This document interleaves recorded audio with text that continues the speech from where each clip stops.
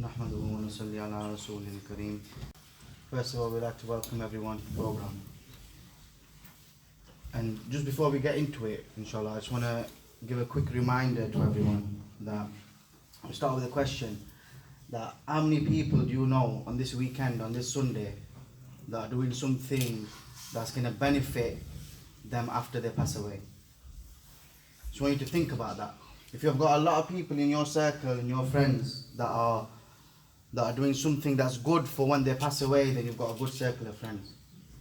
I'm not saying otherwise it's bad, but just ponder upon how many people Allah's give the ability to come to the masjid on a Sunday evening. These are the times on Sunday, usually you either have a lazy day at home, watching TV shows, or Netflix, or playing on your console and your game PS4, or going out either to the cinema or wherever it is. So it's a great blessing of Allah subhanahu wa ta'ala that He's given us. The other thing that I want you to remember is throughout this, don't have a laid back approach to these programs. If you want to benefit from them, other than the reward that you're going to get here, and you want something to change in your life, don't sit and don't listen the way you would when you're watching your TV at home, or when you're watching something for entertainment. Try and come as close as you can, try not to lean, try and have as much respect as you can give, you're possibly able to give to the words of Allah and His Rasul. That's how much you're going to benefit. So try and get as close as you can, try not to lean. If you want to, go for it. So, other than that, MashaAllah. The more effort we put into these, the more we get out of them, inshallah. The main maqsad and the main reason we come here is so that we can benefit and our lives can get better after we leave from here. And the only other thing that I'll say before we start is when we come into the masjid, we read the dua, Allahumma aftah li abwaba rahmati. That, oh Allah, open the doors of mercy for us. So we made that dua as soon as we've come in. We sat down. Now we're in the mercy of Allah subhanahu wa ta'ala. We're in a place that shines to the angels the way the stars shine to us. We're in a place where there's angels and Allah's mercy is descending. And then we're going to sit here, inshallah, for the length of the program, remembering Allah and His Rasul sallallahu alayhi wasallam. And then when we leave, we're going to say, Allahumma inni as'aluka min fadlik, that we ask from your grace on the way out. Oh Allah, we ask from your grace. And that means, inshallah, that we take some of this barakat and this mercy with us when we go out as well, so we can benefit in our lives. So this is the main thing that is going to help us to, inshallah, grow as Muslims. We're not here for entertainment. We're not here to just pass our Sunday evening. We're here to, inshallah, benefit our lives. So keep this in mind. Try to make some notes if you bought a pen and paper. If you haven't, make some notes on your phones. Try and pick one or two things, three things, as many as you can, that you're going to think, and as soon as you hear it, you're like, okay, I'm going to bring that into my life. From now on, that's going to be my amal and my action throughout my life. Okay? So inshallah, this way we'll benefit. So without further ado, I'd like to ask Qari Hamad to come up and begin the program with a Qiraat, inshallah. Qari Hamad. أعوذ بالله من الشيطان الرجيم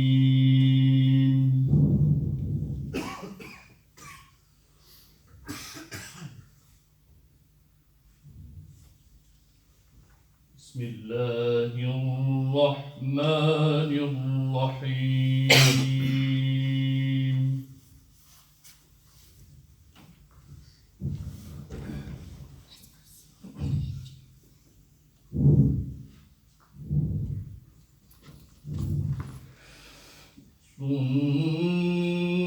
سنة من قد أرسلنا قبلك من رسلنا ولا تجد لسنتنا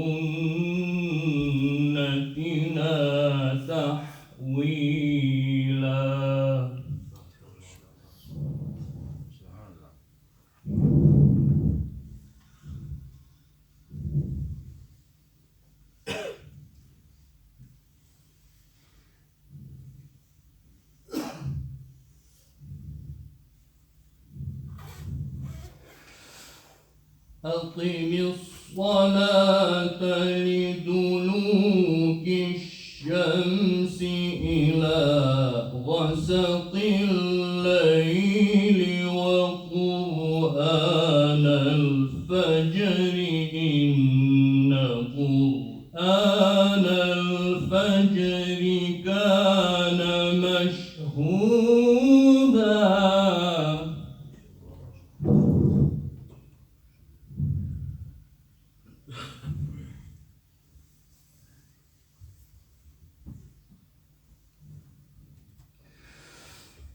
ومن الليل فتهجد به نافلة لك عسى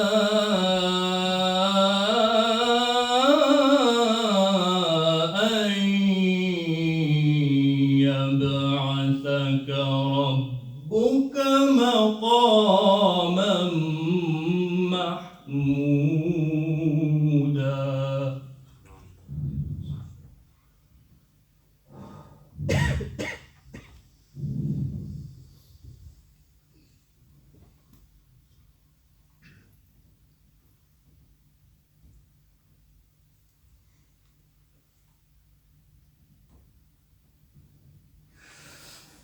وقل رب أدخلني مدخل صدق وأخرجني مخرج صدق واجعل لي من لدنك سلطانا نصيرا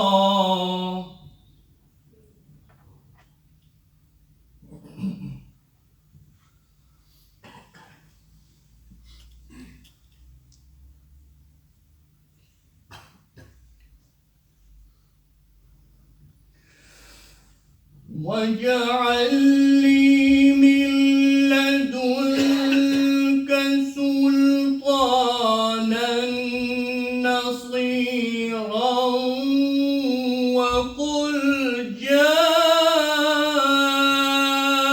الحق وزهق الباطل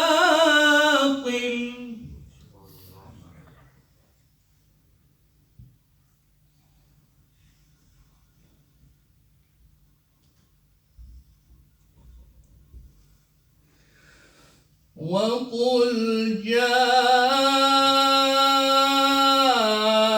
الحق وزهق الباطل إن الباطل كان زهوقا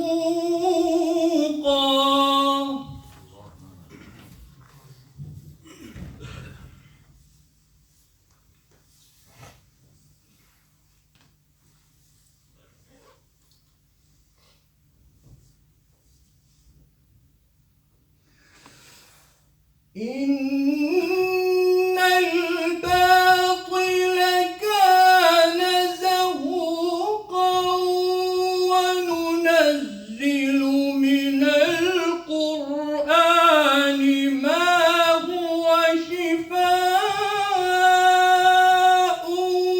ورحمة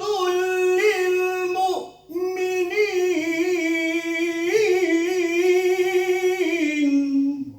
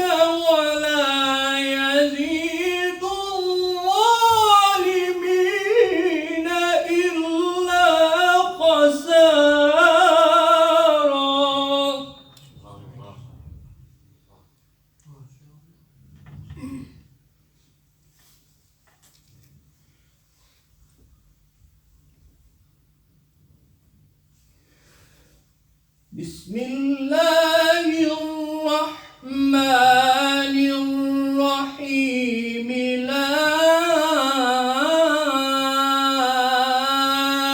أقسم بهذا البلد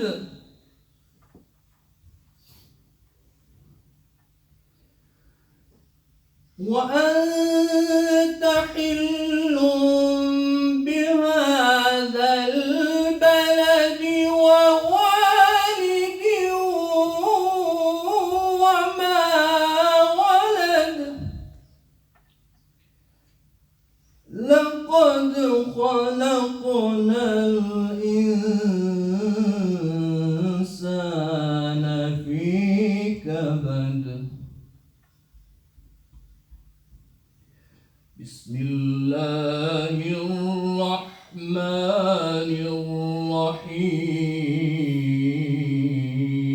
الرحيم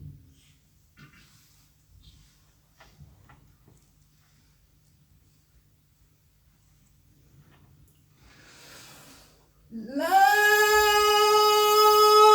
أقسم بهذا البلد وأنت حل بهذا البلد ووالد وما ولد لقد خلقنا الإنسان في كبد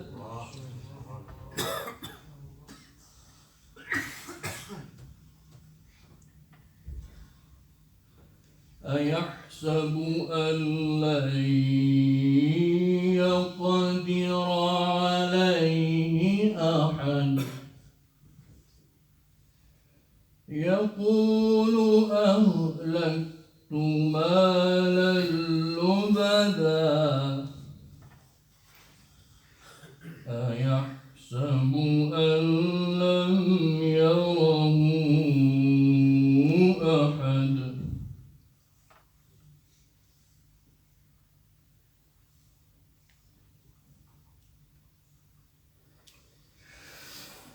ألم نجعل له عينين ولسانا وشفتين وهديناه النجدين فلاقتحم العقبة وما أدراك ما العقبة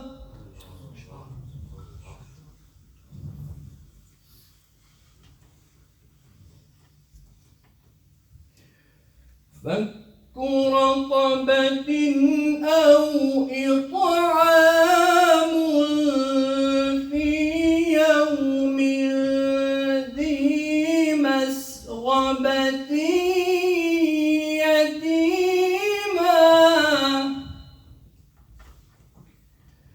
يتيما ذا مقربة أو مسكينا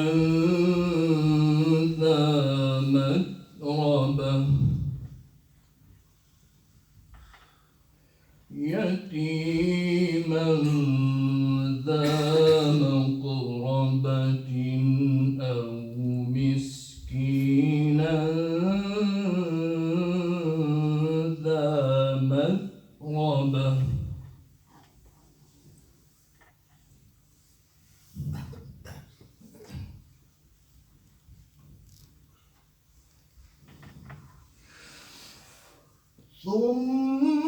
ثم كان من الذين آمنوا وتواصوا بالصبر وتواصوا بالمرحمة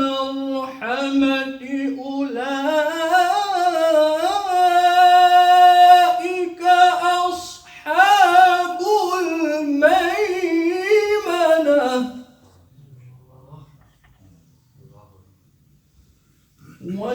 والذين كفروا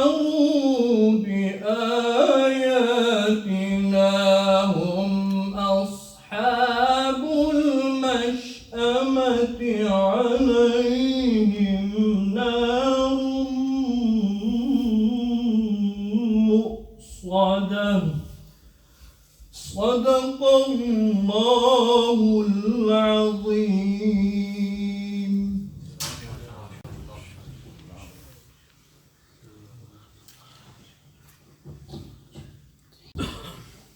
Jazakallah to Qari Sahib.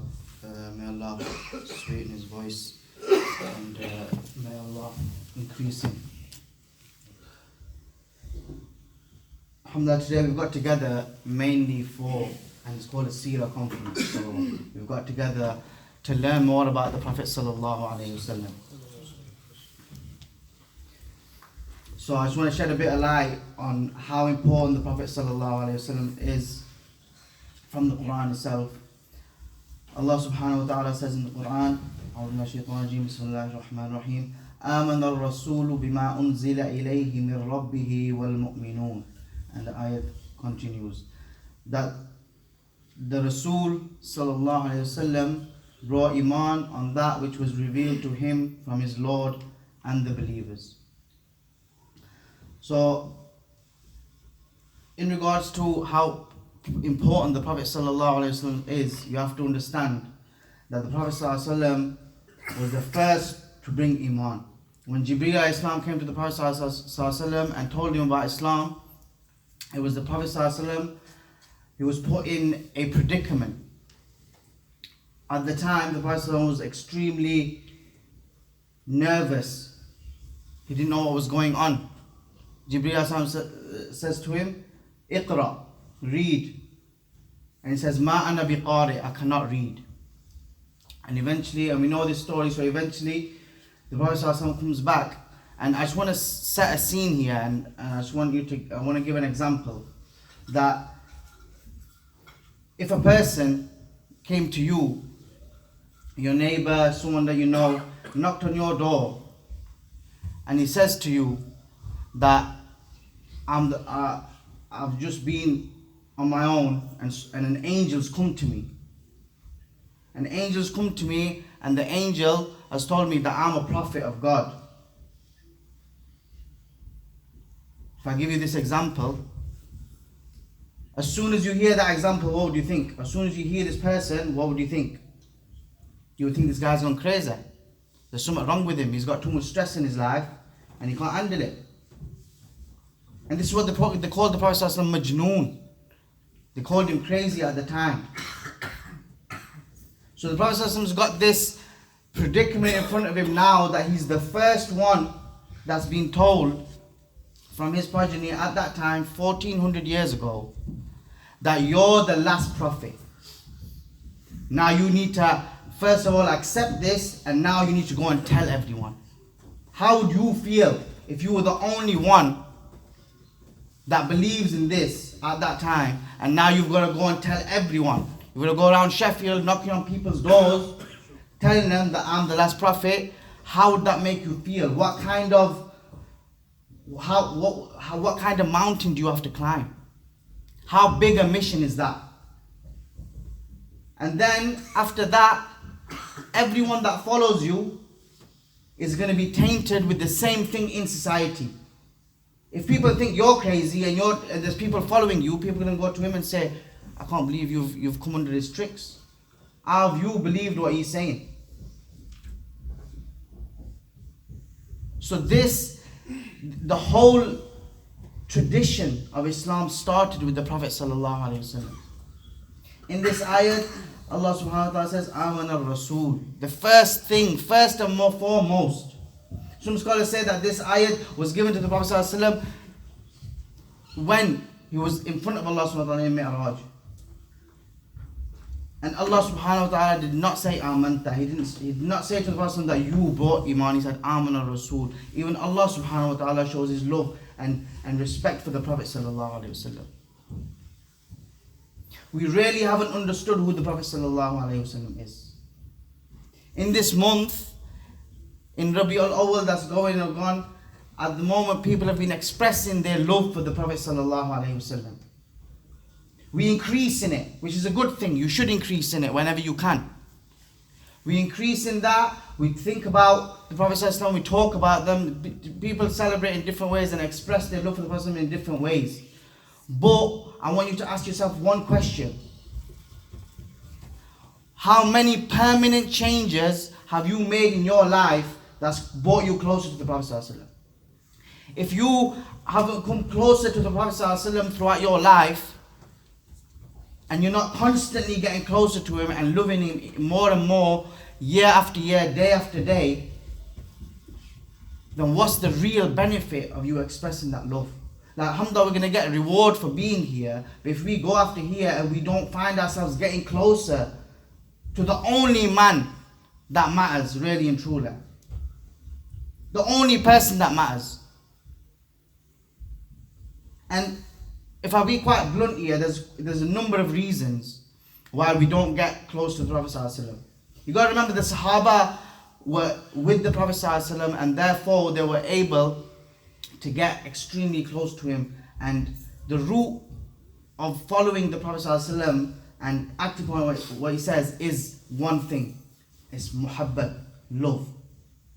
You will always be inclined to go towards that what you love. Right now in the society that we live in, we've been given many things at our disposal. And we're talking about technology straight up. We're talking about music, we're talking about movies, TV shows, games, everything that you do in your life that's other than the deen of Allah subhanahu wa ta'ala, that's a distraction for you. Now I'm just going to give one example because I don't want to go too over time. If someone is listening to music day in, day out, on the way to work, on the way back from work, to school, back from school, at school, before they eat dinner, after they eat dinner, before they sleep, when they wake up. If you're always listening, and then you're listening to a certain type of music, it can be anything. If you're listening to gangster rap, if you're listening to hip hop, if you're listening to these, the thing with it is you don't just listen to the music. It has an effect on your heart, first of all. Then what happens is, first you listen to the words, then you're going to start building a love in your heart for the person singing. There's no way, not one person, if you've listened to a track 100 times, if you listen to a certain type of music 100 times, no one can sit here and tell me that you did not start to like the person that sang it. Now you're getting close to that person, so now you want to dress like that person. Now you want to speak like that person. You want to be like that person. You want to be involved in the things that that person is involved in. Now you're changing from just listening to music. Remember, a lot of us think that it's a minor thing. We were just listening first. Now we love that person, we look up to him. And it can be a number of people, it doesn't have to be one. And then now we're involved in the culture that he's pushing. And then society is such that it's going to put you in a corner one day. You're going to be in very, very different predicaments throughout your life where you're going to think, oh, I need to conform to that culture. And we're talking about alcoholism. We're talking about sex. This is the things that they're pushing these tracks. Honestly, it's bad. People think that it's bad that you're saying this. The stuff that we listen to and that's out there, everyone's exposed to. So don't get upset when it gets mentioned in the masjid. We're talking about the overvalue and the just looking up to money all the time. These things that penetrate your heart. So now you want to follow the Prophet ﷺ. You want to say that you've got love for the Prophet ﷺ. When the Prophet ﷺ when there was in a war and people, the Muslims were scattered and they were shooting arrows at the Prophet ﷺ, the Sahaba literally opened up their chests to see how to defend the Prophet ﷺ. They used themselves as a shield in front of the Prophet ﷺ. The Sahaba expressed their love of the Prophet ﷺ in a nutshell by following the Prophet ﷺ handspan by handspan. Literally, whatever he did, the Prophet they tried to do. And that's the only way you can do that. And how are you going to do that? How are we going to bring this into our lives? To wrap up, we have to increase our knowledge in the Prophet ﷺ, in the life of the Prophet. This is why we have these kind of programs. How are you going to increase your love for the Prophet ﷺ when your love is literally for the world? You every time, and you can't help it. Honestly, you can't help it. If you're listening, you're literally programming yourself to love whatever you listen to, whatever you watch, and whatever you expose yourself to on a daily basis. So there's no way that that love in your heart can be replaced by the love of the Prophet ﷺ, because if you put it on, if you look at it just logically, you're spending how many hours a day? 1 hour, 2 hour, 3 hour, 4 hour, out of 24 hours, 10 hours, half of that, listening to music, watching movies, TV shows, all of that. And then you want to give in this 1 month, you want to give 2 hours to the Prophet ﷺ. How are you going to build your love for him? It's not possible, just logically speaking. So if we can understand this, look, we're already increasing our knowledge in the Prophet ﷺ today. And then pick something to act upon. Honestly, if you sit here and you don't think about something that I'm going to bring practically into my life in this 2 hours, by tomorrow morning, I guarantee you, unless you've got a very good memory and the effects last you, by tomorrow, the day after tomorrow, it's as though you weren't here. In terms of action and in terms of benefiting your life. So pick something and then try to keep coming. Honestly, try to keep coming and connect to the masjid. You're not even safe at home. And by safety, I mean you can be at home and you can literally be watching everything in the world that's going on. You connect yourself with what you want to connect yourself with. Connect yourself to the masjid. And build something into your life daily. Daily, so that on a daily basis, you're remembering the Prophet ﷺ. Then you can build it. Otherwise, how are you going to build it? Otherwise, this benefit by tomorrow will be gone. One track, that's it. You put it on repeat, it's gone. You won't even remember. Okay? So I'm going to finish it off there because we don't want to go over time. But may Allah give us the ability to act upon what has been said. And next, I'd like to call Brother Akil, if he can, to come and do a Naat for us, inshallah. नात सरकार की पढ़ता हूँ मैं, नात सरकार की पढ़ता हूँ मैं, बस इसी बात से घर में मेरे रहमत होगी। एक तेरा नाम वसीला है मेरा, एक तेरा नाम वसीला है मेरा, रंजो गम में भी इसी नाम से राहत होगी।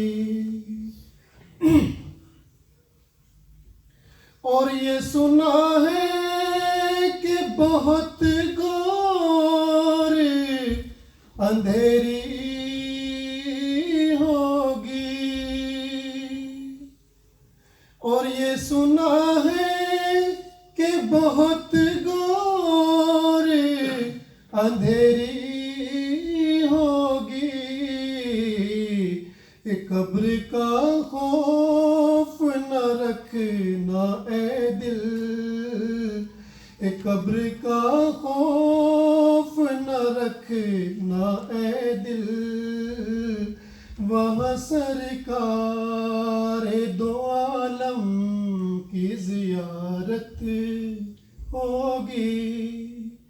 एक तेरा नाम वसीला है मेरा, एक तेरा नाम वसीला है मेरा, रंजो गम में भी इसी नाम से राहत होगी।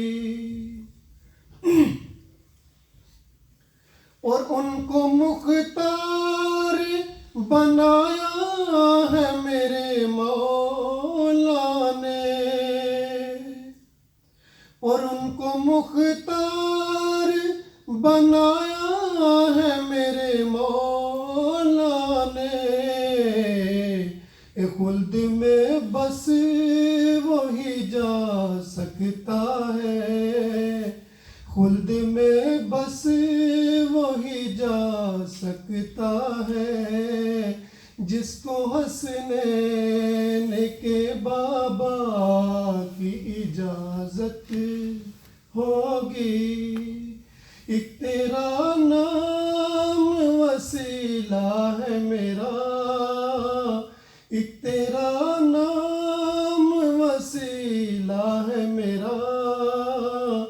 रंजो गम में भी इसी नाम से राहत होगी।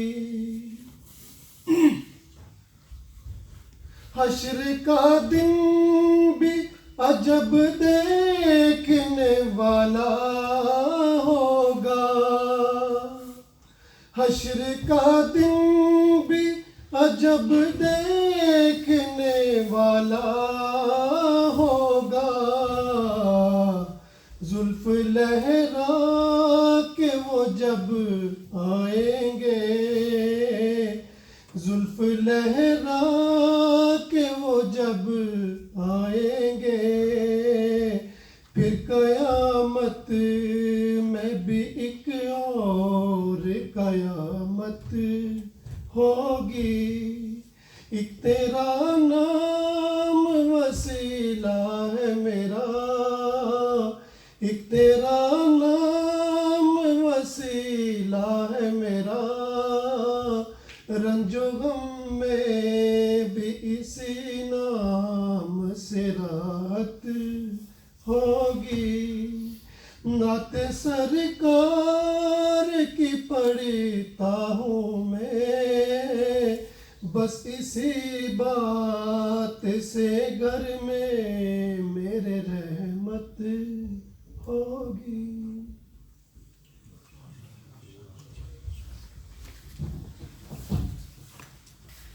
Jazakallah to Brother Gil for that. Next, I'd like to call up Maulana Abdul Kabir Sahib to come and speak to us, inshallah. بسم الله الرحمن الرحيم نحمده ونصلي على رسول الكريم أما بعد أعوذ بالله من الشيطان الرجيم بسم الله الرحمن الرحيم قل إن كنتم تحبون الله فاتبعوني يحببكم الله ويغفر لكم ذنوبكم والله غفور رحيم. صدق الله العظيم. وقال النبي صلى الله عليه وسلم المسلم من سلم المسلمون من لسانه ويده أو كما قال عليه الصلاة والسلام. Alhamdulillah, it's a great blessing of Allah subhanahu wa ta'ala that He has allowed us to sit here and listen to the words of Allah and His beloved Messenger sallallahu alayhi wa sallam. Before I continue, I would like to mention a hadith. The Prophet sallallahu alayhi wa sallam mentioned that al-bakhilu man dhukirtu indahu wa lam yusalli alayhi. The Prophet sallallahu alayhi wa sallam said that the stingy, the miser person is he who hears my name and he doesn't recite durood upon me. He hears my name and he doesn't say sallallahu alayhi wa sallam. Just like Maulana Sahib was mentioning, we don't know truly and honestly the true value of Rasulullah sallallahu alayhi wa sallam. Allah subhanahu wa ta'ala says inside the Holy Quran that if you claim to love Allah, then follow Rasulullah sallallahu alayhi wa sallam. There's no doubt about it. If you want to be close with Allah, then you must love Rasulullah sallallahu alayhi wa sallam. And one way of getting close to the Prophet ﷺ is to recite durood. To recite sallallahu alayhi wa sallam. To recite the durood which we read in namaz. Allahumma salli ala Muhammad. We read this. And we shouldn't be ashamed. We should recite it open-heartedly. And think of Rasulullah sallallahu alayhi wa sallam. It's very, very powerful. Durood is very powerful. Allah subhanahu wa ta'ala sends blessings on that person. Sends blessings in that majlis. So now you're sitting here. It's probably going to go on for about an hour or so, this gathering, and we're going to hear Rasulullah sallallahu alaihi wasallam's name. We should try and recite as much as the Durood Sharif as possible. Every time we hear it, whilst we're sitting, recite the Durood Sharif. This would bring us closer to Rasulullah sallallahu alaihi wasallam. Once the author of Dalail al-Qiraat is a famous book in the Arab world. It's starting to get famous here now as well. This book used to be read. It's a book on Durood Sharif. The thing that inspired the author to write this book, once he was traveling and he passed by a village and he stopped by this well. He was thirsty and there was nothing to take out the water. So he tried, but he failed. This little girl, child at the time, she came and said, "Do you want water?" He said, "Yes." So she put her saliva in the well and the water began to rise. So the man, the author of Dalail al-Khairat, he drank till he's filled. And then he asked this girl that what is it that you put your saliva inside the well and the water began to rise? She said, I recite Durood Sharif excessively. I recite loads and loads of Durood Sharif. Durood, we don't know how powerful Durood Sharif is. And it's really, really sad that this is leaving us. The Prophet ﷺ is our role model in every aspect of our lives. And one way, which is a very effective way of getting close to him. Sometimes we don't know about the Prophet ﷺ. We don't know. We don't know how he conducted his life. Unfortunately, this is, getting more and more popular now. Like Nasheed mentioned, the avenues that we have now to distraction in the dunya and so on it's never been the same. With your phones, your laptops, we can do so much now. We're lost in our own world. Everyone is in his own world with our phones and our social media now. So it's very easy to get lost. But we should always know, as Muslims, we believe the Prophet ﷺ to have lived the best of lives and is the best of examples for us. So to get close to him, we should recite the Durood Sharif. Sallallahu Alaihi Wasallam, as much as we can. As much as we can. This is not my topic, by the way, but it's something that we should take into consideration and pay due importance to this. To recite as much of the Durood Sharif as possible. This will get us closer to Rasulullah sallallahu alaihi wasallam. Now I want to speak about one aspect of the life of the Prophet sallallahu alaihi wasallam. The care and the consideration Rasulullah sallallahu alaihi wasallam had for people, had for animals. It's famous, we know the Prophet sallallahu alaihi wasallam, his love and care, his compassion to the young, the old, male, female, and it even expands to animals. Just to take out a few incidents in the life of Rasulullah sallallahu alaihi wasallam. So we can also bring this into our lives. Sometimes we're at a crossroads, we don't know how to behave. We're in a situation that if I behave like this, then my social crowd, my family, my friends, my neighbors, those who I associate myself with, they might think, oh, this guy is a coward, he's a loser, and other words that I can't mention inside the masjid. But we should measure our behavior with the behavior of Rasulullah sallallahu alaihi wasallam and the character of Rasulullah sallallahu alaihi wasallam. Think, how would Rasulullah sallallahu alaihi wasallam have behaved if he was in this situation? And if you think like this will protect us from so many things. The social pressure that people have today is unbelievable. It causes some people, extreme cases, to even commit suicide.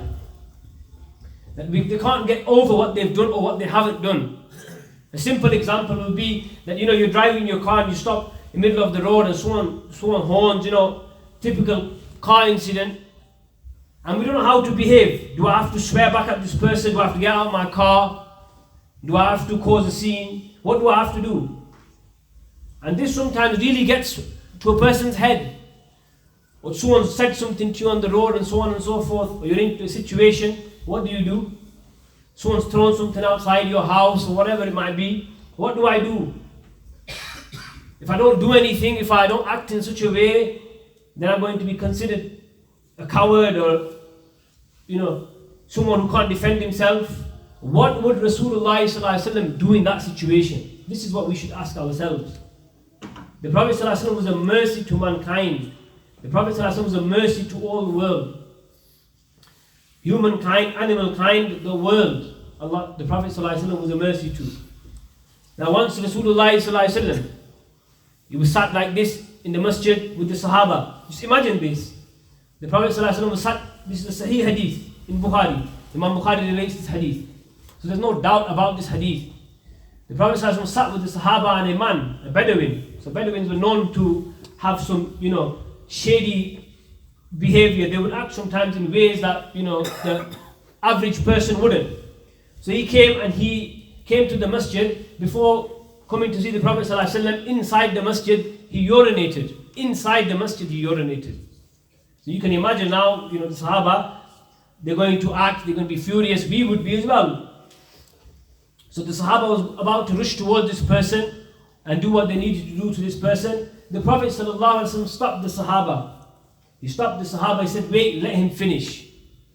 Can you imagine? Let him finish what he's doing. He's urinating inside the masjid. And the Prophet ﷺ is telling the Sahaba, wait, let him finish. And when he's finished, the Prophet ﷺ said to the Sahaba, now call him. He's brought to the Prophet ﷺ. The Prophet ﷺ explains to him in a nice way that this is a masjid and this kind of behavior that you're displaying here is no room inside the masjid. And then the Prophet ﷺ instructs that the masjid is cleaned. That area where he's urinated is cleaned. The consideration that the Prophet ﷺ had for this individual, the ulama write that when a person is urinating and you stop him abruptly, this can cause severe pain and difficulties, harm. The Prophet ﷺ didn't want to cause this person harm. This caused this man, this individual, to accept Islam. This was the character, the love that the Prophet ﷺ showed. The consideration, the care the Prophet ﷺ showed. We don't even have this care for our own family members, unfortunately. We don't. Someone says this, smallest of things to us, and we get angry and we're ready to, beat this person up. This was the complete opposite of the Prophet ﷺ. As Aisha radiallahu anha relates that the Prophet ﷺ, he would wake up for tahajjud, and at tahajjud namaz, like we all know, is the namaz that we pray in the third part of the night or in the night. The Prophet ﷺ would pray this all the time without miss. He would always pray this namaz. So the Prophet ﷺ would wake early in the night, and as Aisha says that once he woke up and she got up and she saw the Prophet ﷺ, he's not wearing any shoes and he's walking really, really slowly. As Aisha asked the Prophet ﷺ that, why aren't you wearing any shoes or slippers, and why is it that, you're walking like this? The Prophet ﷺ said, I did not want to disturb you. He did not want to disturb Hazrat Aisha, that he's waking up for tahajjud and he didn't want to wake her up. Because the Prophet would wake up early, and this was a habit that the Prophet ﷺ would do throughout his life. This act of tahajjud, the namaz, the Prophet ﷺ would do throughout his life. But the consideration and the care the Prophet ﷺ showed was unbelievable. Unbelievable that he wouldn't make noise that Hazrat Aisha not disturbed. This was the care and consideration Rasulullah ﷺ had. And so many incidents that the Prophet ﷺ showed care and concern, compassion towards the Sahaba, towards Muslims, non-Muslims. Once Abu Jahl's his real name is not Abu Jahl. His son Ikrimah radiallahu anhu, he accepted Islam. Before he accepted Islam, he was coming to the Prophet ﷺ, and the Prophet ﷺ knew that the Sahaba would call Abu Jahl, his real name was Amr. They knew that they would refer to him as Abu Jahl. Abu Jahl, by the way, I'm not explaining. Abu Jahl means father of ignorance. It's not a good name.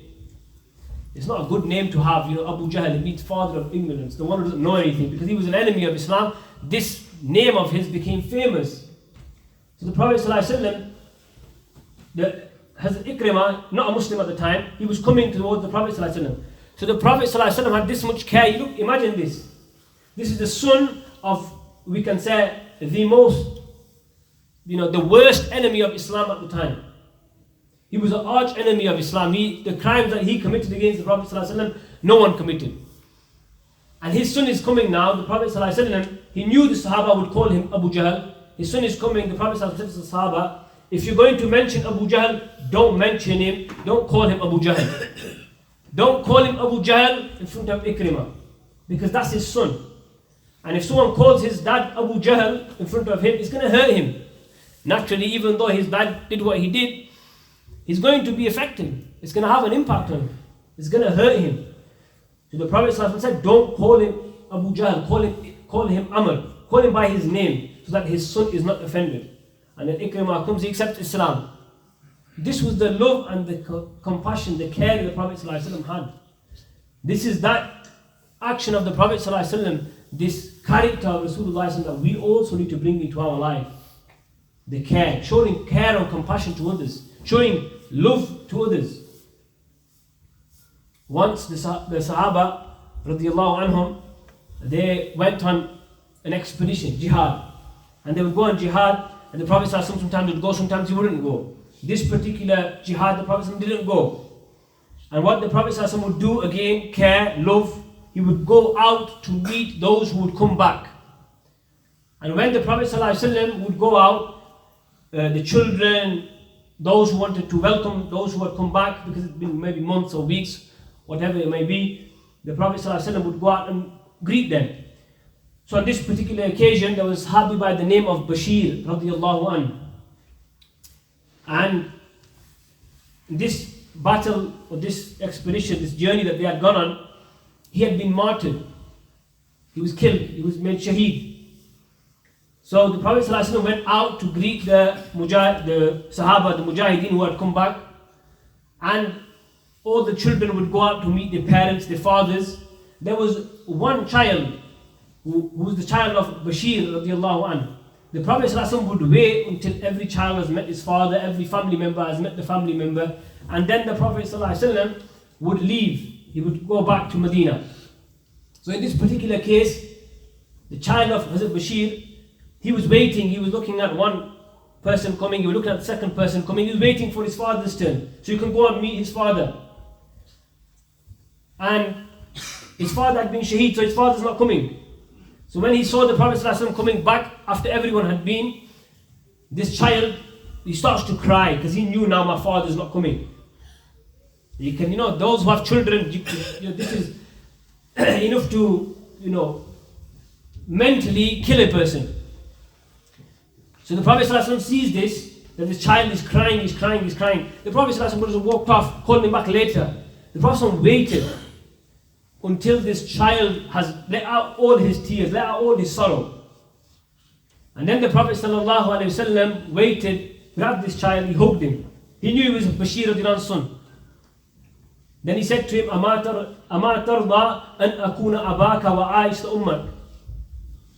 I will be your father from today, and Hazrat Aisha will be your mother from today. This is the care, the love the Prophet ﷺ showed. This child, he's crying, his father's been martyred. The Prophet ﷺ waits for him, lets out his tears. The Prophet ﷺ hugs him, waits till he's calmed down and tells him that today I will be your father and I will be your mother. And Hazrat Aisha will be your mother. This was the love, the care, the concern the Prophet ﷺ showed. This is something that slowly is leaving us, leaving our communities. The love, the care that we once had before is, if we ask our fathers and our mothers and our grandfathers that came to this country before, it was much more than we have today, slowly leaving us. Everyone is in their own circle and that's it, finish. The love and care that we once had is going. This is from the life of Rasulullah, and we need to bring this back into our lives. Show care for our neighbors, show care for our friends, our families, show care for whoever it may be who's in need of it. This is something that is, the Prophet ﷺ mentioned inside a hadith, that if you save someone from your badness, from your evil, then this will be a sadaqah from you. This will be a sadaqah from you. So instead of, giving care, we're starting to harm and hurt and cause difficulty to people. We should control ourselves, show love and care to each other. In another hadith, the Prophet ﷺ mentioned that the one who oppresses a person, the one who oppresses an individual, the Prophet ﷺ will intercede on behalf of the one who's been oppressed. Imagine on the Day of Judgment, the Prophet ﷺ making dua against us. And if we oppress somebody, the Prophet ﷺ is making dua against us. Allah subhanahu wa ta'ala protect us. We're all in hope for the intercession of the Prophet ﷺ. The Prophet ﷺ intercedes on our behalf, not against us. And in order to get this, we should adopt this within our lives. The care and love that the Prophet ﷺ showed, the compassion the Prophet ﷺ showed. May Allah subhanahu wa ta'ala allow us to act upon what we said and heard. And Allah subhanahu wa ta'ala gives the utmost love for Rasulullah sallallahu alayhi wa sallam. Wa akhiru da'wana alhamdulillahi rabbil alameen. Jazakallah to Maulana for those insightful words. MashaAllah, you said loads of amazing things there. Two things that I'd definitely take back with us. One is read as much Durood Sharif as possible all the time. And the other thing is, before acting or reacting to anything, ask yourself, what would the Prophet ﷺ do in this situation? Next, I'd like to call over Brother Ikram Ilyas for a speech, inshallah.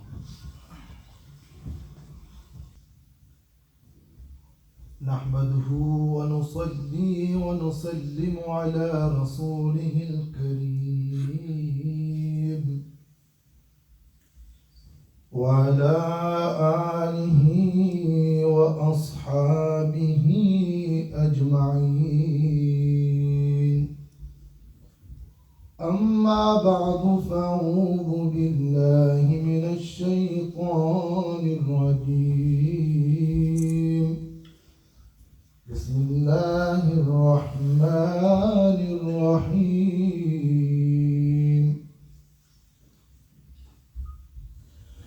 يا أيها الإنسان إنا خلقناكم من ذكر وأنثى وجعلناكم شعوبا وقبائل لتعارفوا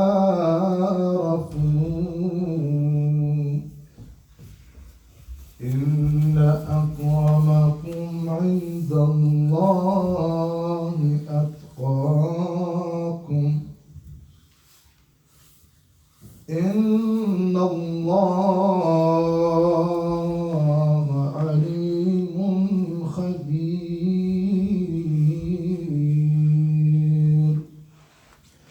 صدق الله العظيم.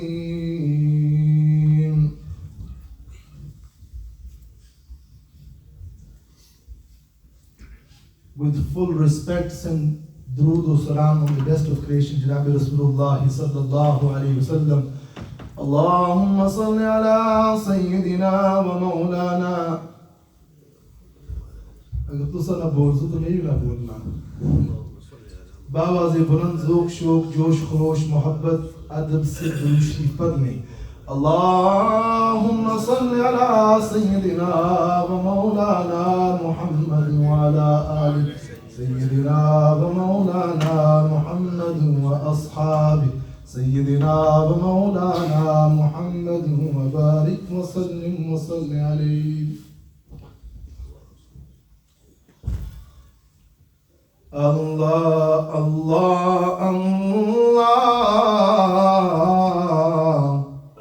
Allah, Allah. You all know Allah's name, so you know what to do. Allah, Allah, Allah, Allah, Allah, Allah, Allah, Allah. हमको नबी की उम्मत में उस पैदा किया सुबहान अल्लाह अल्लाह अल्लाह अल्लाह अल्लाह अल्लाह अल्लाह वल्लैल सियाही जुल्फों की है चेहरा वद्दुहा उसका कुल कायनात का है प्यारा खुद आप मुहिद है खुदा उसका रब ने बनाया जब उसको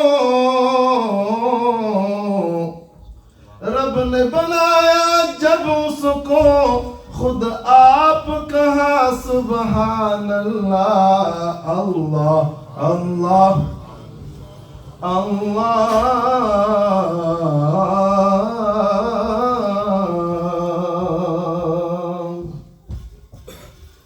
I begin in the name of Allah, the most merciful and the most compassionate.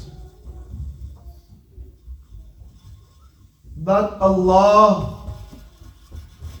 who is Hafidun, Latifun, Qadimun, Azaliyun, Hayyun, Qayyumun, La Yanam. Qadimun bila ibtida, Da'imun bila intiha. After praising Allah subhanahu wa ta'ala, we send infinite durood wa salam upon the best of creation, the coolness to our eyes and the purpose to our lives, Janabi Muhammadur Rasulullah sallallahu alayhi. Maulana Kabir mentioned Dalail al-Qiraat by Muhammad bin Sulaiman al-Juzuli rahmatullah ta'ala alayhi. The book starts, so one cover till the end, it is full of durood salam. And I'm not going to go into, like Simon had mentioned, the purpose why he had written this. But the fact of the matter is, how many of us send durood, salutations and peace upon the best of creation? So with me say, Sallallahu alayhi wa sallam, Sallallahu. कोई ज़बान खामोश ना हो भाई. Sallallahu alayhi, Sallallahu. Inna Allah wa malaikatahu yusalluna ala nabi. Inna harf mushabbih bil fi'l. Indeed, Allah subhanahu wa ta'ala and his entire malaika. This is not one or two angels, wahid or thalatha, or a few. Malaika is the jama of malak. Allah did not say inna Allah wa malakahu. He is one angel, and I sense durood or salam upon Janabi Rasulullah sallallahu. Now with Iman, this point has just come in my head. Allah is sufficient to send salutation and salam on his beloved. He is, isn't he? But he put with himself the malaika. Yani together, collectively, sending durood or salam is the sunnah of Allah Jalla wa Ala. So sallallahu, ya ayyuhalladhina amanu sallu. Salla, salla, sallu. This is an imperative noun. A compound. Allah is doing amr that all you who believe, all of you should send durood and salam upon the best of creation. Sallim, sallima, sallimu. So this is jama, and it is an imperative noun that in front of you, all of you who believe, send durood or salam on the best of creation. Inna awla nasi bi yawm al-qiyamati aktharuhum alayya salata. Nabi Kareem sallallahu, if you don't speak, I'm going to finish. Sallallahu, bolo, sallallahu. I've got such a hadith that inshallah aapka dil baag ho jayega. Nabi Kareem sallallahu alayhi wa sallam stated, Inna awla nasi bi yawm al-qiyamati aktharuhum alayya salatan. The closest to me on the day of Qiyamah will be those individuals that send the most salutations and salam upon me. Subhanallah. This, in fact, in itself, dhikrullah is worship, isn't it? When you say Subhanallah, Alhamdulillah, La ilaha illallah, Allahu Akbar, you are planting for you. You know, these are plantation of yours in Jannah. So say Subhanallah. Bolso to ka gal bansi wala na bolso me khamoshi ikhtiyar. Say Subhanallah. Balki one hadith I was reading, my ustad in Pakistan, he mentioned that when you say Subhanallah, Allah makes for you and plants for you a tree in Jannah. That's your second tree, I think. Say Subhanallah. That's your third tree. Say Subhanallah. Before we leave, I want you to have a garden in Jannah, inshallah. Bolo Subhanallah. Ya Rasulullah sallallahu alayhi wa sallam, how big is this tree? Sahaba asked. Nabi Kareem sallallahu,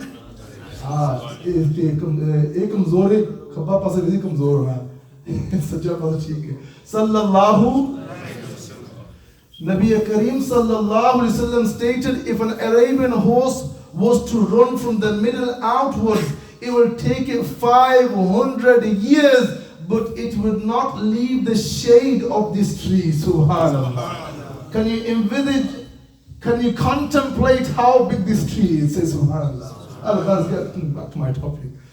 Brothers in Iman and Islam, we have come to Seeratul Nabi sallallahu. This month is Rabiul Awwal, and it means first spring. Many conduct many gatherings. Different titles are given. Seeratul Nabi sallallahu, bolo sallallahu, Rahmatul lil Alameen sallallahu, or different titles, but their purpose is one, and that is Seeratul Nabi sallallahu. Whether it is the birth of the Prophet sallallahu alaihi wasallam, whether it is before he announced his prophethood, before 40 years of age, or 40 years, 6 months, 10 days, years of age, or whether it is after that, Seerah is about the Prophet alayhi salatu wasalam.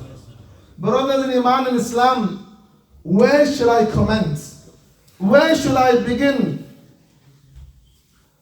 The dunya is in chaos. There's intolerance. There's disrespect, hatred throughout the world that we live in. With Iman, I am telling you, this was the same situation, if not it was worse, before the advent of Janabi Rasulullah sallallahu. If I can get you to say sallallahu alaihi wasallam, my job is done, inshallah. Sallallahu. Man salla alayya wahidatan sallallahu alayhi ashran. Send one durood upon me. Allah's Nabi Tirmidhi Sharif mentions, Allah rewards you 10 times.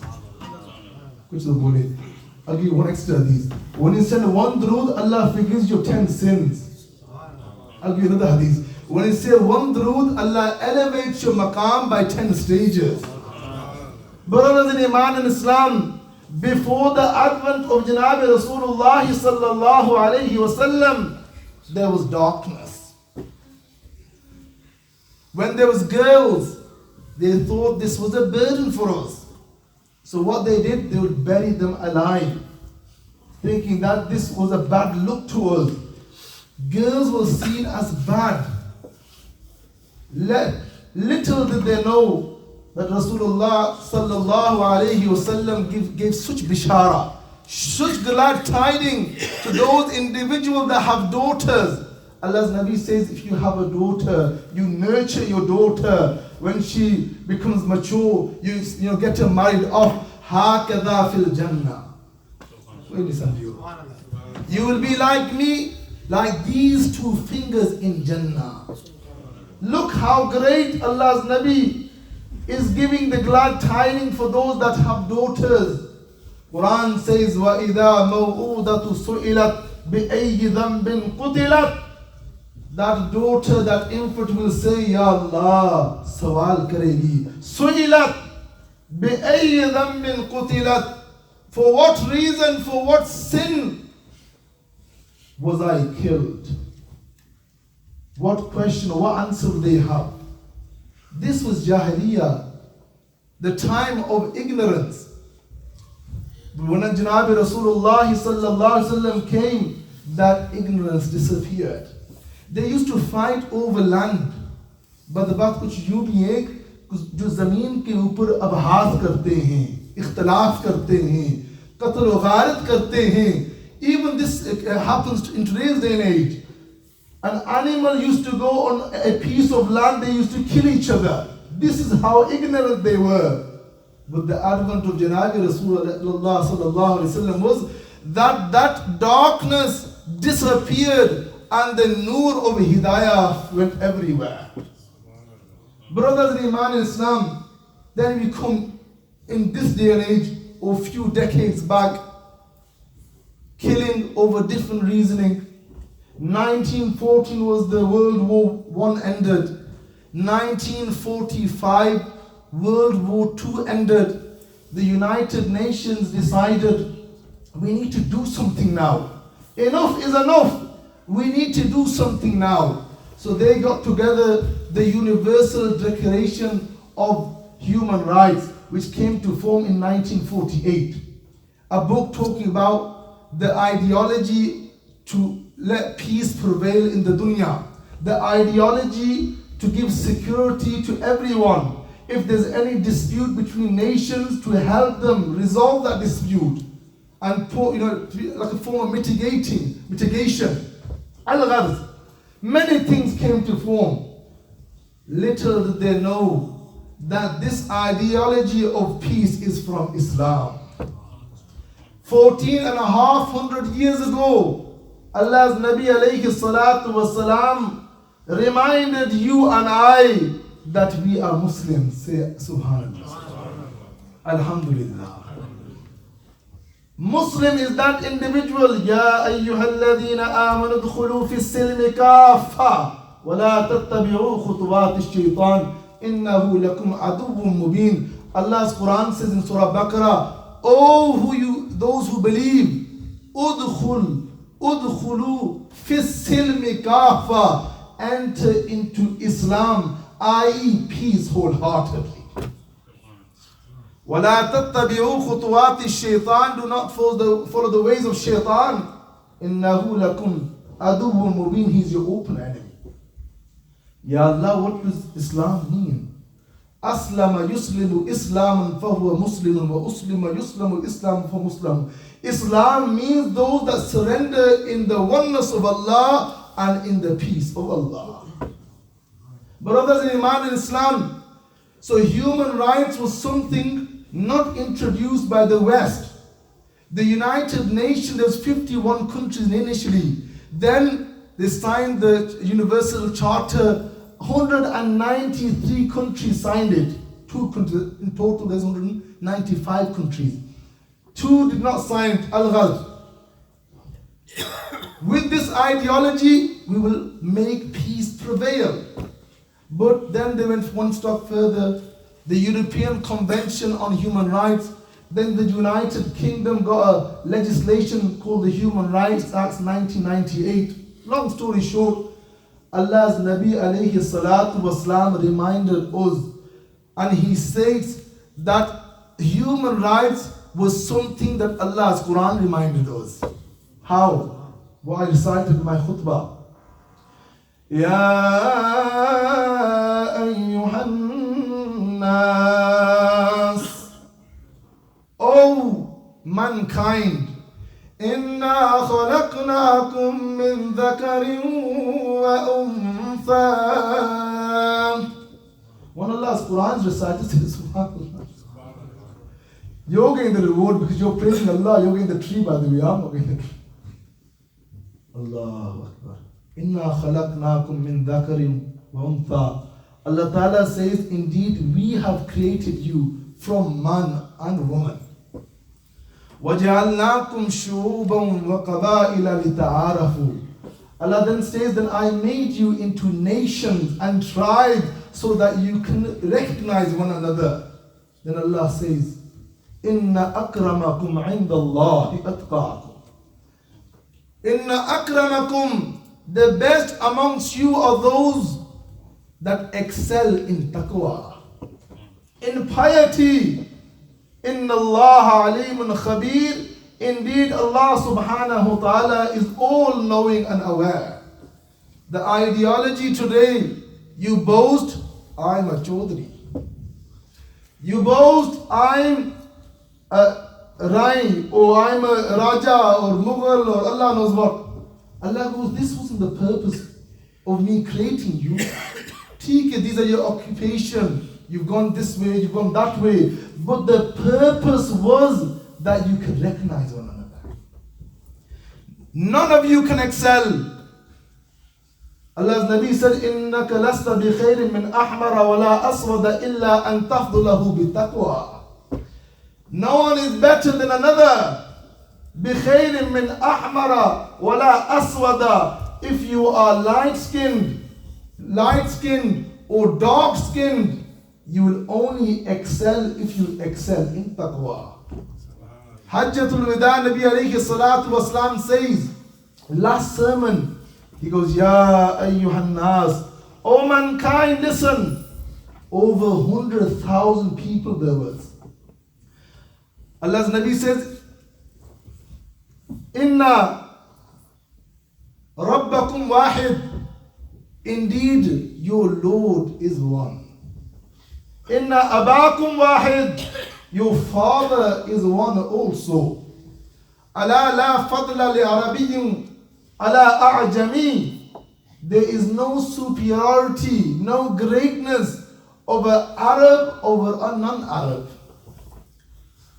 Wala li ajami ala Arabiyyin. And there is no superiority, no greatness over a non-Arab over an Arab. Then Allah's Nabi alayhi salatu wasallam in this sermon says, only illa bit taqwa. If you excel in taqwa, then you are great in the eyes of Allah. Brothers in Iman and Islam, today with Iman tell me, these are talking about human rights. Look at the genocide that is taking place, the massacre against the Kashmiri brothers and sisters. It is a reality, it's happening in front of us. TK, many of you, Allah reward you, protested, did what you could. But it's a reality. There is no human rights. What is this United Nations that its purpose was for peace to prevail? They go, we are not going to intervene. Why? Because it's a matter between India and Pakistan. La hawla wa la quwwata illa billah. Human rights we learn from Allah and Rasulullah sallallahu. Man qatala nafsan bighayri nafsin aw fasadin fil ard فكأنما قتل الناس جميعا ومن أحياها فكأنما أحيا الناس جميعا. Subhanallah. Allah's Quran is saying this. Allah's Quran is teaching you and I what is human rights. من قتل نفسا بغير نفس أو فساد في الأرض. Whomsoever kills a soul, irrespective, excluding if it's in retaliation of someone's murder, so the death penalty is carried out, no doubt, excluding that, or causing mischief, know that he in fact has killed the entire humanity. وَمَنْ أَحْيَاهَا فَكَأَنَّمَا أَحْيَا النَّاسَ جَمِيعًا. If you save one soul, it is like you have saved the entire humanity. Mazewali Baat Mufti Zahur, Allah rewarded my teacher in Pakistan. He goes that this word nafs is open to debate. Mufassirun state, nafs here could be a human, nafs here could be an animal. Muqayyad to nahi hai, ya muqayyad hai. You want someone trying to say? Say subhanallah then. एक मौलवी से वो तकरीर की थी. मौलवी तकरीर की थी तो उस मौलवी दारी था सी ठुड्डी पर. तो जो तकरीर की थी तो एक मजमे च बुजुर्ग रोम पिया, ज़ारों कितार रोया. वो मौलवी खुशी क्या मारू और तो ये जे इसकी सांस लगनी आन के मैं इसको पूछता आखिर विच कि क्या समझिया. तकरीर लम्बी, ओ खुदा ने ये किया, मुस्तफा ने ये बयान किया. आखिर बुजुर्ग को गया लगा, बुजुर्गो रोने सुजारो कितार दसो केड़ी गल पसंद आई, समझ आई.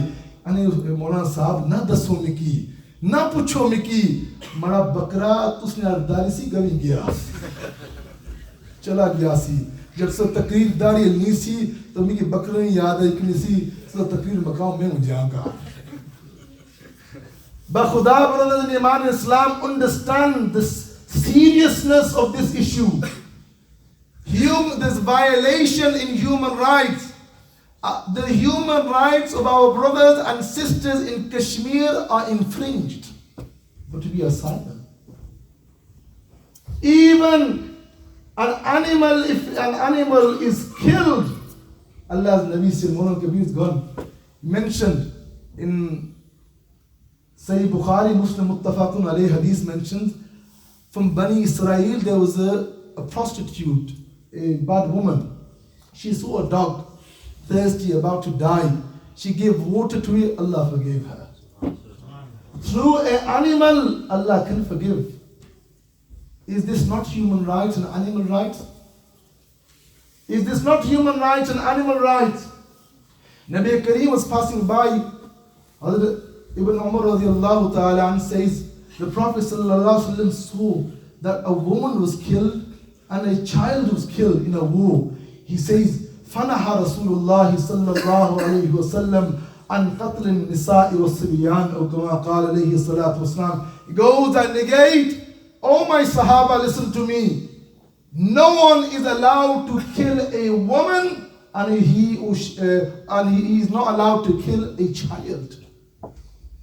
Do not kill in a war even. There's many that I don't have time. Rights we're talking about. That is the entire conditions, prerequisites for a war. Then you said, what are the rights? Ya'la bin Murra as-Saqafi radiyallahu ta'ala goes that I was with the Prophet alayhi salatu wasalam. A camel came to the Prophet and lowered its head. Rasulullah MashaAllah sallallahu said something to this camel. Then the Prophet asked, where is this camel's owner? He came forward. He goes, this animal has filed a complaint against you. Subhanallah. This camel has filed a complaint against you. Because you asked, do you want to buy it? Because I don't want to buy it. Now listen what the camel has got to say regarding you. You feed the camel little and take more work from it. He goes, Ya Rasulullah, if that's the case, then I will feed it more. Is this not animal rights? Is this not the notion of human rights? Time is of the essence. I think, should I finish now? Rights, Islam has taught us rights. Today we answer back to our parents. Bakhuda, who taught us how to talk to our parents? وَقَضَى رَبُّكَ أَلَّا تَعْبُدُوا إِلَّا إِيَّاهُ وَبِالْوَالِدَيْنِ إِحْسَانًا إِمَّا يَبْلُغَنَّ عِندَكَ الْكِبَرَ أَحَدُهُمَا أَوْ كِلَاهُمَا فَلَا تَقُل لَّهُمَا أُفٍّ وَلَا تَنْهَرْهُمَا وَقُل لَّهُمَا قَوْلًا كَرِيمًا. When you speak, I don't have time to translate all of this. When you speak to your parents, speak to them with honor. Don't say, oof, dad goes, where are you going, putter? He goes 10 minutes, it becomes 10 hours. Don't say oof to your parents. If your parents say something to you, then accept it. Be honest with them. Dad, mom, I'm going with my friends. This is how long it will take. فَلَا تَقُلْ لَهُمَا أُفٍّ وَلَا تَنْهَرْهُمَا. Do not negate them, but do what? وَقُلْ لَهُمَا قَوْلًا كَرِيمًا. To both of them, honor them with a good speech. Brothers in Iman in Islam, it's a wake-up call to you and I. And Abu Hurairah radiyallahu ta'ala and asks, a person asked Janabi Rasulullah sallallahu, Man ahaqqun nasi bi husni sahabati. Who has a greater right upon me, O beloved of Allah? Who shall I treat more greatly? قال النبي صلى الله عليه وسلم أمك قال ثم من قال ثم أمك قال ثم من قال ثم أمك قال ثم من قال ثم أبوك. Allah's Nabi has taught you and I the rights of parents. Respect your mother. With that, why? Al-Jannatu tahta aqdamil ummahat. Jannat is beneath the mother's feet. But with that, honor your father. Why? Ridha Rabbi fi radal walid wa sakhatul Rabbi fi sakhatil walid. The pleasure of Allah is in the pleasure of your father. Ridha Rabbi fi radal walid wa sakhatul Rabbi fi sakhatil walid. The displeasure of your Lord is in the displeasure of your father. Brothers in Iman Islam, time is of the essence. I'm going to finish. So much to be said regarding rights. Human rights have come from Janabi Rasulullah sallallahu alayhi wa alihi wasallam. As Anas bin Malik radiyallahu ta'ala says, I spent 10 years in the company of Janabi Rasul alayhi salatu wasalam. Never did he negate me, but he honored me and showed love to me. Brothers in Iman Islam, the Prophet of Allah reminds you and I, and Mullah Kabir says this, we didn't translate this, Al-Muslimu man salim al-Muslimuna min lisani وَيَدِهِ وَالْمُؤْمِنْ مَنْ أَمِنَهُ النَّاسُ عَلَى دِمَائِهِمْ وَأَمْوَالِهِمْ. Is this not human right? A Muslim is he who from that Muslim is protected others from his lisan and his hand, from his tongue and his hand. And a believer is he, وَالْمُؤْمِنْ مَنْ أَمِنَهُ النَّاسُ عَلَى دِمَائِهِمْ وَأَمْوَالِهِمْ. A non-believer, a disbeliever's wealth and their lives are protected by this believer. Human Rights Act 1998, freedom of speech, freedom of religion. One verse from the Quran will summarize this human right. قُلْ يَا أَيُّهَا الْكَافِرُونَ. O Prophet, say to them, O non-Muslims. Some people say become non-believers. I don't say this. The reason being, no, it's not fatwa by the way, you can't say this. The reason is they do believe, but they don't believe what you and I believe. Do you understand? If you say non-believers, they'll say, but I believe. I'm an agnostic. I'm an atheist. I just don't believe what you believe. So your concept of Muslim in oneness of Allah and believing in Malaikati and the Holy Man Mufassir, I just don't believe in that. Al-Gharz.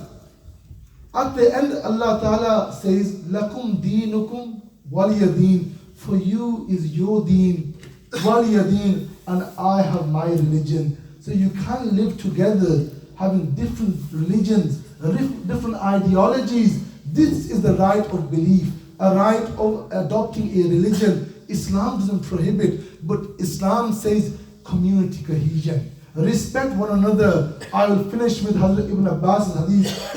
Laysa minna man lam yarham saghirana wa lam yuwaqqir kabirana. You are not from amongst me those who do not show mercy to our young and tolerate our youngsters, and man lam yarham saghirana wa lam yuwaqqir kabirana, and those that do not show respect to our elders.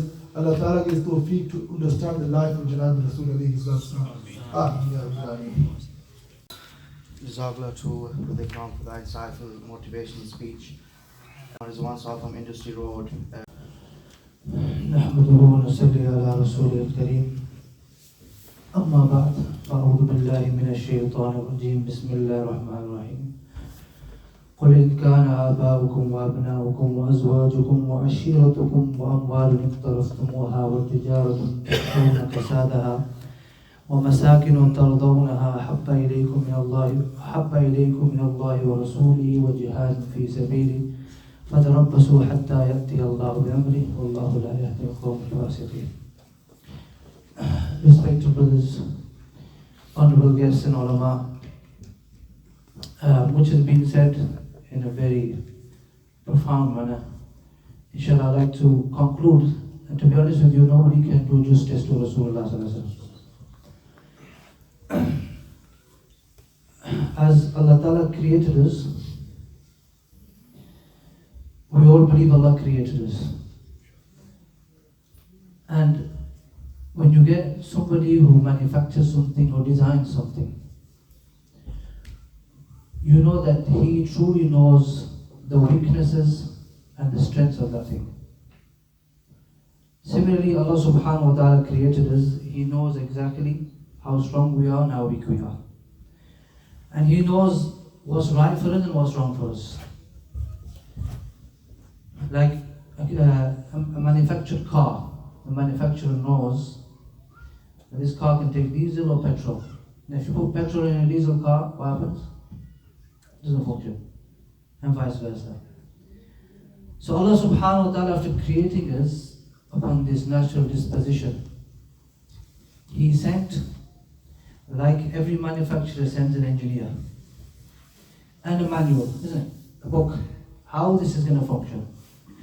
Likewise, Allah Ta'ala, when He created man, He sent a manual book, and that is the Quran. And likewise, He sent an engineer, and that is Rasulullah Sallallahu Alaihi Wasallam. So if we were to follow the guidelines of the manual, you won't become ill in any way. But the moment you don't follow that guideline, that manual, you'll have problems in your life. Many people say that, why do I have problems in my life? It's because you are not going in accordance to the guidelines sent to you by the one who manufactured you. and you've decided to take this, that, and everything else, and your lifestyle, your consumption, and everything, that's why you're not functioning right. Many people say, why is it that people start thinking very weirdly, don't they? Today's day and age, as time is progressing, people are thinking of all sorts of things and becoming all sorts of things. They're going away from the nature that Allah created them from. And that nature is Rasulullah Sallallahu Alaihi Wasallam's way of life. You know, these illnesses that never used to exist before, cancer, many illnesses, they never used to exist before, is because Allah and His Rasul Sallallahu Alaihi Wasallam told you, if you do this, if you eat this, this is halal, this is haram. This is how you eat it, this is what you don't eat, and this is how you do not eat. This is how you drink what you drink, and this is how you should drink it. If you don't do that, you're going to get problems. If you follow that guideline that Allah has sent, as Rasulullah Sallallahu Alaihi Wasallam, you won't have no problems in life. So majority of our problems or dysfunction is due to us not following them guidelines sent by Allah and His Rasul Sallallahu Alaihi Wasallam. So the question is, Nabi Alayhi Salatu Wasalam, in our hearts, we claim all the time, and this is part of Iman as well. But I'm going to put it quite frank to you. This is what we claim. Allah and His Rasul are more beloved to us than the entire humanity, isn't it? You said that all the time. Now I want everybody sat here to make that judgment for themselves. There's a hadith of the Prophet ﷺ. None of you is a true believer until he loves me more than his mother, father, family, entire mankind. Now let's be honest with ourselves. Do you really feel that love for Rasulullah more than your mom and dad? Be honest. Be honest with yourselves. So that's why the ulama say that, look, how do you find out, or what is the criteria that your love excels the love for Rasulullah excels the love for everybody? How would you know? I'll put an easy scenario for you. If you want to compare the love of Rasulullah to your mother and father,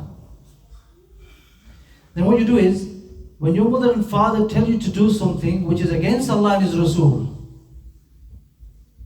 let's see whose love excels. If you listen to them and disobey Allah, that means you love your mom and dad more than Allah and His Rasul. So imagine your mother and father say, I don't like you going to the masjid. I don't like you adopting the sunnah of Rasulullah. You can disobey your parents in matters like this. Other than that, you can't. So let's see what you do. If you say, you know what, my mom and dad said it, and Allah, that means you love your mom and dad more than Allah and His Rasul. Just say your wife, she tells you to do something against the sunnah. Says, you know what, big beard that you've got now, I want you to trim it down, make a few lines here and there, shorten it. Allah's Rasul has the sunnah beard, you know that. That's why you've kept it. Now let's see what you do. If you listen to your wife and say, I will trim my beard, knowing that this is the sunnah of Rasulullah, that means you love your wife more than Allah's Rasul. Similarly, if you have your friends, it's salah time and they say, you know what, let's not go to the masjid and let's go somewhere else. Or they tell you to do something, but you know that Allah and His Rasul don't like this. Now you've been put to a test, haven't you? You're in a situation now, a scenario where you have to decide what to do. If you give preference to Allah and His Rasul, that means you love Allah and His Rasul more than your friends as well. Everything in life, brothers, even your own self. Sayyidina Umar came to Rasulullah. Rasulullah narrated this hadith, the same hadith. He said, none of you is true believer until I am more beloved to him than everybody. So Sayyidina Umar said, Ya Rasulullah, you are more beloved to me than everybody, except myself. So the Prophet said, no, even yourself. Then you're not a true believer until you love me more than yourself. So Umar said, Ya Rasulullah, now I do, immediately. That's how the Sahaba were. Immediately he said, I do. The Prophet said, now you are perfect. So when Allah and His Rasul is more beloved than yourself, what does that mean? That means that you know your inclination, your inner self, your desire. When your desire wants to do something and Allah and His Rasul like it otherwise. And you know what? This criteria I've given you, take it with you. And every time you feel like doing something, look how Allah and His Rasul want. And look what you feel like doing. There's a house, you want to buy a house and it's on mortgage. You have to take a mortgage out. And you know Allah and His Rasul has forbidden this. What do you do there? Give preference to Allah and His Rasul. Easy to say, brothers, I love Allah and His Rasul more than everybody. Easy to say, isn't it? But you know what? It's just empty words. Real love is what? That the Prophet said, لا يؤمن أحدكم حتى يكون هواه تبعا لما جئت به. That none of you is a true believer until his inner self is in accordance to mine, or the deen that I have brought. The way of life, brothers. So every time you have this, predicament, what do? This is the criteria. You say, what does Allah and His... First thing you should question is, what does Allah and His Rasul say? Forget what I think and what I feel. What does Allah and His Rasul want? If you give that preference, then that shows your true love of the Prophet and Allah. This is the criteria, brothers. So remember that. Everything in life, and the other most unfortunate thing is, brothers, that I said this in one of the khutbahs before, that it's like, why do you live the Prophet ﷺ? Why? It just feels like it's just words, like I've been hearing it. The Prophet ﷺ is the best, so I love him. But do you really, really love him? Do you really feel that love? No, you don't. I mean, how do you expect to feel that love? What did you do? I mean, how did you get it? How did you get it? Sahaba got it because they were in his company, weren't they? How else did they get it? Because they were directly with him. How did the people after that get it? And how are we supposed to gain it? I don't expect you to wake up one day and say, I love the Prophet more than everybody, unless Allah Ta'ala inspires you overnight, which is possible. It's rare. A person can become a saint overnight if Allah wishes and if He wills. But generally it's through your own efforts, isn't it? To become pious and closer to Allah. So the question is, how do I expect all you to love the Prophet ﷺ? And you know what? The easiest way to adopt the sunnah of the Prophet ﷺ is when you love him. It's not about, I should keep a beard, no. When your heart tells you that this is the Prophet's way, I want to do this because I love him. Do you know what I mean? Similar, for example, the different styles that you see nowadays, that you adopt. Why? Because you know the background of that person, isn't it? You have that love for him. You know who he is. That's why then you do all these different styles, just because you know him. You admire him. If you haven't got that inside your heart for Rasulullah sallallahu alaihi wasallam, it's going to be very difficult for you to act upon the sunnah. Very difficult. And if you do it, there's going to be another motive behind it. How did you get there? Something happened in life, and you thought, I need to change my ways. So what do? I turn to Allah. Beard is part of Islam, isn't it? Al-Bayjubah, all this, isn't it? But is it for that love? And when that love enters, everything becomes easy. Everything becomes easy then, isn't it? Because it's not like you have to force yourself. Your heart's telling you that this is what I want, and that's what you need to achieve. That's why many people find it very difficult to practice. But those that love in their heart has entered, they don't care about anybody. They want that, and they're proud of it because they value it. You don't value it because you don't know about it. So what do you do then? How do you nurture that love in your heart, and how do you gradually get to that level? Study his life first of all. You don't even know who he is, do you? This is Seerah Conference, isn't it? Seerah of Rasulullah sallallahu alaihi wasallam, like Ali ibn Hassan ibn Ali, he said that we used to get taught the Seerah like we were taught the Quran. That's what he said. When we were children, Seerah and Maghazi, or the battles of Rasulullah, they were taught to us like a surah and a chapter from the Quran. So if you haven't studied the man's life, how do you expect to emulate him? It's impossible. You don't even know who he is. So I would suggest that, this Seerah conference, you should have Seerah in your houses once a week at least. Isn't it? To sit down with yourself, you study yourself and your children. They should know from the beginning of their life who this man is, what do we know about him. Many of you, have you been taught Seerah when you were children? Be honest with yourselves. Yes or no? No. How do you expect to all of a sudden get that love for the Prophet? You don't even know who he is. How do you develop love? Over getting to know a person, isn't it? You love your parents, why? Because you lived with them all your lives, isn't it? You love your friends because you've been with them. You don't love a random person on the street, do you? Unless it's lust. I'm not about love.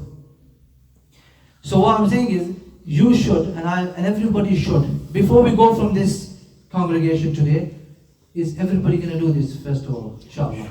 What we're going to do is, we're going to pick a Seerah book at home any day of the week. For example, Monday. Rasulullah was born on a Monday. Rasulullah was born on a Monday. And Monday, the Prophet used to fast, didn't he? And he said, this is the day I was born. The Prophet used to do milad every Monday by fasting, didn't he? Nobody remembers this milad though, because it hurts. To fast it hurts, doesn't it? So, our milad should be every Monday. How? What does milad mean? The birth of the Prophet. How did the Prophet celebrate it? By fasting. Yes. What can we do? On that Monday, fast. Secondly, what can we do? We'll sit down and open the Seerah and say, you know what? This was the day. Our children should know the Prophet was born on a Monday. There's a difference of opinion of what month or what date he was born, by the way. There's a difference of opinion. But Monday, nobody has a doubt, is there? Monday he was born. In fact, one of the scholars, Sheikh Abdul Qadir Jilani, you heard of Sheikh Abdul Qadir. In his book, he wrote Rasulullah was born on Muharram. That's his opinion. But on Monday, the Prophet's birth is established through the Sunnah of the Prophet. He said, today, on Monday, I fast because this is my birth. So what we're going to do is, we're going to sit down with our children, maybe Monday, it's just an opinion, it's not necessary. Any day of the week that's just convenient for you. Find a book of Seerah and start from the beginning of the birth of the Prophet. You'll learn a lot yourself. And you know, when you keep repeating it to that child, you think, what are we talking about here? This is how he was born. He's a very special person. And before he's 18, 19, automatically that love will have developed in his heart, inshallah. So inshallah, before we leave this majlis, I want every single person that you should all get a Seerah book, whichever one, buy it online or wherever. Sit with your children maybe once a week and go through the Seerah of the Prophet chapter by chapter. And then at the end, maybe you can do a collective Durood Sharif, for example. Send salutations upon the Prophet. This will inculcate love in your hearts for the Prophet. You'll know about him. And you know what? It's embarrassing, isn't it? If I were to ask you about the Prophet, you wouldn't know much, you know that. I'm sorry to say that. You wouldn't. Many of you wouldn't know anything about him. So I don't understand how you've got that love for the Prophet. I don't know where it came from. It's inherited. Genetics. But the point is, developing it. How did Sahaba develop it? By living with him. Tabi'un developed it by living with those that lived with him. Today we have no connection with the Prophet ﷺ, even through chains, do we? We just sat in our homes, we have no connection. So I would suggest that everybody should buy a Seerah book and start talking about the Prophet ﷺ at home. It will bring so many barakats and blessings in your life. Jazakumullah khair. So I'm just asking myself a recommendation of what book, just in case, just to make it easier for brothers. Seerah al-Mustafa comes in 3 volumes. But that was a deep topic there. A few reality checks and a few practical steps. If you really wanted to practice upon it, inshallah, it's a lot easier now. And inshallah, to Sorry, again, we're going to go slightly over. Didn't want this to happen. But we're going to finish off with Nasheed, inshallah. الحمد لله وكفى وسلام على عباده الذين اصطفى أما بعد أعوذ بالله من الشيطان الرجيم بسم الله الرحمن الرحيم اقرأ باسم ربك الذي خلق خلق الإنسان من علق اقرأ وربك الأكرم الذي علم بالقلم علم الانسان ما لم يعلم صدق اللہ العظیم. وقت کو دیکھتے ہوئے میں لمبی بات نہیں کروں گا. یہ جو قرآن پاک کی میں نے آیتیں پڑھی ہیں یہ 5 وہ آیتیں ہیں سورہ علق کی کہ جو سب سے پہلے اس زمین کا رشتہ، اس کائنات کا، اس مخلوق کا رشتہ اللہ سبحانہ و تعالیٰ کے ساتھ قائم ہوا. یہ وہ آیتیں ہیں. سب سے پہلا پیغام جو سید الکونین تاجدار مدینہ حضرت محمد رسول اللہ صلی اللہ علیہ وسلم کے اوپر نازل ہوئی. لمبی تفصیل ہے بخاری شریف میں، اس کی تفصیل میں نہیں جاتا. حضرت جبرائیل علیہ السلام تشریف لائے اور کیا کیفیت تھی رسول اللہ صلی اللہ علیہ وسلم کی. یہ سیرت کا حصہ ہے. سیرت کو سیرت نگاروں نے 3 حصوں میں تقسیم کیا ہے. یاد رکھیں 3 حصوں میں تقسیم. ایک رسول اللہ صلی اللہ علیہ وسلم کی زندگی مبارک ہے نبوت سے پہلے کی. وہ ہے کتنے سال؟ 40 سال کی. 40 ایئرس بیفور پروفٹ ہوڈ. آپ صلی اللہ علیہ وسلم کی مکہ مکرمہ کی زندگی قریش والوں کے ساتھ، مشرکین مکہ کے ساتھ، آپ کا وہاں رہنا سہنا اٹھنا بیٹھنا 40 سال. وہ 40 سال بھی سیرت کا حصہ ہے. اس پر بھی سینکڑوں کتابیں لکھی ہیں. صرف اس 40 سال کی زندگی پر سینکڑوں کتابیں اور ہزاروں زبانوں میں. اور ایک بات بتاؤں، جتنے بھی سیرت نگار آئے ہیں، جتنوں نے زندگیاں لگا دی ہیں کسی ایک آسپیکٹ پر، رسول اللہ صلی اللہ علیہ وسلم کی زندگی کے ایک آسپیکٹ پر لکھتے گئے اور کتاب ختم کرتے ہوئے لکھ گئے کہ یہ ایسا سمندر ہے کہ اس کا کنارہ ہی کوئی نہیں. یہ ایسا سمندر ہے اس کا کنارہ ہی کوئی نہیں ہے. 40 ایک سیرت کا حصہ یہ ہے. دوسرا حصہ ہے آپ صلی اللہ علیہ وسلم کی زندگی کا نبوت سے لے کر غار حراء سے لے کر جب یہ آیتیں نازل ہوئیں وہاں سے لے کر ہجرت تک، جب آپ صلی اللہ علیہ وسلم نے ہجرت فرمائی. یہ ایک مکمل تقریباً 13 سال کی زندگی آپ کی ہے. یہ سیرت کا ایک بہت بڑا حصہ ہے. اس کے کئی واقعات ہیں جو امت میں قیامت تک کے لیے اس میں سبق ہی سبق ہے. 2 تیسرا حصہ سیرت کا آپ صلی اللہ علیہ وسلم کی مدینہ منورہ کی زندگی ہے. وہ کتنی ہے؟ 10 سال مدنی زندگی. اور وہ بھی بڑی ایک ایک واقعہ. جب رسول اللہ صلی اللہ علیہ وسلم آپ داخل ہوئے جہاں مدینہ منورہ میں، اور سب سے پہلے مسجد قباء بنی ہے، وہاں سے آپ کی زندگی کا ایک عجیب و غریب ایک پہلو شروع ہو جاتا ہے. اس پر سینکڑوں کتابیں لکھ دی گئی ہیں. تو یہ 3 حصے ہیں. اس وقت لمبی بات نہیں. یہ جو آیتیں نازل ہوئی میں اسی کے تو تھوڑی سی بات کر کے بات ختم کرتا ہوں.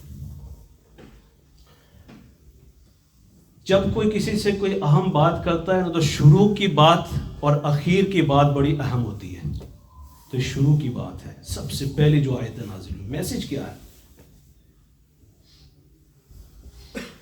سب سے پہلا حرف کیا ہے؟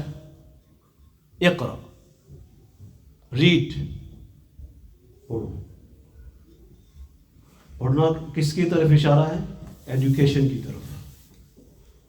پڑھو گے نہیں دین نہیں آئے گا. اور کیا پڑھو؟ ہر چیز پڑھو جو سامنے ہے پڑھنا شروع کرو. انٹرنیٹ کھولو. آج کل ہمارا جو مفتی یا ہمارا عالم یا ہمارا مفسر یا ہمارا محدث کون ہے؟ ہاں گوگل. اس کو کھولو اور جو سامنے ہے اس کو پڑھنا شروع کر دو. اور دماغ جب خراب ہو جاتا ہے پھر کہتے وہ تو انٹرنیٹ ہے, وہ تو اس کے اندر ہر چیز ہے. تو فرمایا بسم ربک, اپنے رب کے نام کے ساتھ پڑھو. مطلب ہے کہ پہلے تو اپنے آپ کا عقیدہ درست کرو, پہلے اپنا عقیدہ درست کو, ہر چیز پڑھنا نہ شروع کر دو. اقرا بسم ربک الذی خلق, جس نے مخلوق کو پیدا کیا. جب تم نے اپنا دین سیکھ لیا, پڑھنا بھائی جب پڑھنا سیکھو گے تو دین بھی سیکھو گے نا. پڑھنا آئے گا تو نماز بھی آئے گی نا, پڑھنا سیکھیں گے تو قرآن آئے گا نا. اس لیے سب سے پہلے بچوں کو کیا پڑھاؤ؟ نماز. فرمایا کہ 5 سال کے ہو تو نماز کی تلقین کرو, 7 سال کے ہو تلقین کرو, 10 سال پر بچے نماز نہ پڑھے تو تنبیہ کرو ان کو. مطلب یہ کہ 7 سال کی نماز پڑھو تو نماز جب 7 سال کی تلقین کریں گے تو اس سے پہلے نماز سیکھی ہوئی ہونی چاہیے بچوں کو, یہ مطلب ہے. تو پڑھو بسم ربک, دین پڑھو. جب تمہارا عقیدہ درست ہو گیا, دین آ گیا, تم نے دین کو پڑھ لیا, الذی خلق, جس نے کہ مخلوق کو پیدا کیا. اب مخلوق کو پڑھو. اللہ کو کیسے پہچانو گے؟ اس کی مخلوق پر غور کرو گے. پہاڑوں کو دیکھو گے, سمندروں کو دیکھو گے, اس کو پڑھو گے تو اس کو کیا کہتے ہیں؟ جیوگرافی پڑھو. پچھلی قوموں کے واقعات پڑھو, اس کو ہسٹری کہتے ہیں. انسان کے اندر انسان کی باڈی کیسے فنکشن کرتی ہے تو آپ میڈیکل سائنس پڑھو گے, میڈیکل سائنس پڑھو گے. نباتات اور جمادات کو پڑھو تو آپ بایولوجی پڑھو گے, سائنس پڑھو گے, کیمسٹری پڑھو گے, دنیا کا قانون پڑھو گے. لیکن اس سے پہلے اقرا بسم ربک, پہلے اپنے آپ کو یہ ہے, پہلے دین پڑھو گے, پہلے عقیدہ درست کرو گے, پہلے سنت نبی صلی اللہ علیہ وسلم کی سنتوں میں اپنے آپ کو ڈبو کے, دین کا لبادہ اوڑھ کے, دین کے اپنے آپ کو رنگ چڑھا کے پھر پڑھو الذی خلق, خلق الانسان من علق. اس نے مخلوق کو کس سے پیدا کیا؟ علق, جمع اور خون سے. ترجمہ کیا ہے حضرت مولانا تقی صاحب نے بھی اس کو کہا بلڈ کلوٹ. لیکن یہ آپ کو جو لوگ اس کو زیادہ اس سے واقف ہیں, امبرائیولوجی جنہوں نے پڑھی ہے کہ انسان کی تخلیق کس طرح, اس کو لیچ کہتے ہیں علق کو. اور اس کو دیکھو نا آپ تو نفرت ہوتی ہے, ویری ڈسٹیٹفل. اس کی شکل دیکھ نہیں سکتا بندے کو. اس کی بتایا کہ تو اس سے پیدا ہوا ہے, اس سے پیدا کیا تجھے, اس سے پیدا کیا ہے. تو فرمایا کہ پڑھو, اللہ کے نام کو ساتھ رکھ کے پڑھو, دنیا کو پڑھو. یہ جو ہم نے تقسیم کی نا دینی اور دنیاوی علم, یہ ہے قرآن حدیث کی تقسیم نہیں ہے. نبی کریم صلی اللہ علیہ وسلم کی تقسیم یہ ہے. آپ نے دعا فرمائی اللہم انی اسألک علما نافعا, اے اللہ میں آپ سے نفع دینے والا, فائدہ دینے والا علم مانگتا ہوں. یہ دعا فرمائی.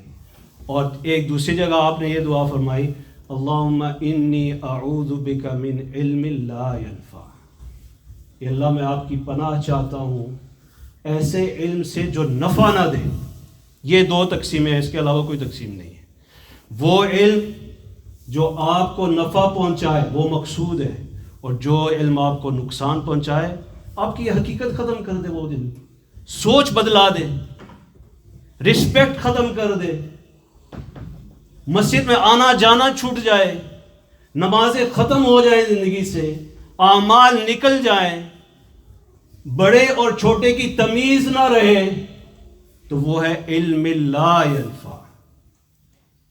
اور جس علم سے ادب پیدا ہو, احترام پیدا ہو, اللہ اور اللہ کے رسول صلی اللہ علیہ وسلم کی محبت سے دل لبریز ہو جائے, اس علم کو کہتے ہیں علم نافع.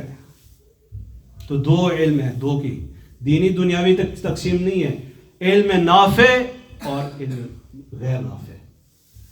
بعض دفعہ بندہ دین پڑھ کے بھی گمراہ ہو جاتا ہے، تو اس کے حق میں کیا ہو گیا؟ یہ نافع کہ غیر نافع؟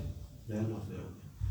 قرآن پڑھ کے گمراہ ہو گیا، تو قرآن پڑھا کہ اس نے لیکن گمراہ ہو گیا، تو وہ علم اس کے لیے کیا ہوا؟ غیر نافع. اور سائنسدان نے سائنس پڑھی اور اس سائنس کے اندر اس نے پڑھا یوں انسان کا گردہ فنکشن کرتا ہے، ہارٹ کا فنکشن یوں ہے، آنکھ یوں فنکشن کرتی ہے، کان یوں فنکشن کرتی ہے. ادھر سے اس نے قرآن کھولا، قرآن دیکھا، اللہ کی قدرت دیکھی، تو اس کا ایمان جگمگا اٹھا. تو وہ سائنس کا علم اس کے لیے کیا بن گیا؟ نافع بن گیا. تو تقسیم دو ہے، دینی دنیاوی کی تقسیم نہیں ہے، نافع اور غیر نافع کی تقسیم. یہ ہے رسول اللہ صلی اللہ علیہ وسلم کی وہ آیت ہے. آپ جب یہ آیت نازل ہوئی آپ پر ایک خوف تھا، میرے خیال مولانا نے اس کی کوئی تشریح بھی کی، خوف، اور آپ پر کب کبھی تاری تھی. آپ جب اترے ہیں اور پھر جبل نور سے جب آپ نیچے تشریف لائے ہیں، اجیات ایک علاقہ ابھی بھی ہے، وہاں کی بستیوں سے آپ گزرے تو آپ کو آواز آئی ہے، آپ نے آگے دیکھا، پیچھے دیکھا، دائیں دیکھا، بائیں طرف کوئی دیکھا. پھر آپ نے جب آسمان کی طرف نظر اٹھائی تو حضرت جبرائیل علیہ السلام کو اصلی صورت میں دیکھا.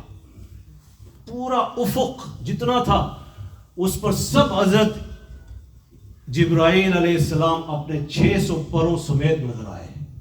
آپ پر کب کبھی داری ہوئی، آپ گھر تشریف لائے.